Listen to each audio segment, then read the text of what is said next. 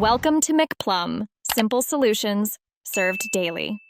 You're going to start by preparing 2 controllers, 2 accounts, and a TV set to 16, 9, or your preferred split layout. Plug in both controllers and sign each into separate PlayStation profiles.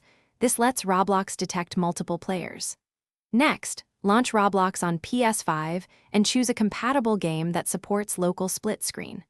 Once done, enter the game's lobby with the first profile and wait on the title screen. This is where the second user can join.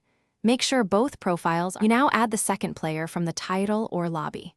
Press the PS button on controller 2, sign in or add a guest, and accept the game's prompt to join. The game will split the screen automatically when it detects 2 active profiles.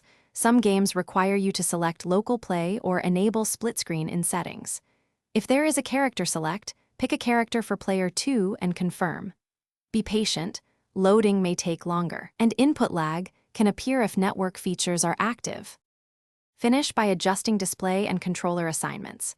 Once both players are in-game, open the options and set screen orientation, brightness, and HUD scaling to keep both viewports readable.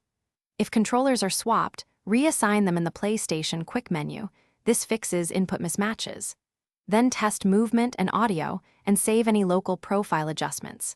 If split screen fails, try removing one controller and reconnecting it. Restart Roblox or reboot the PS5.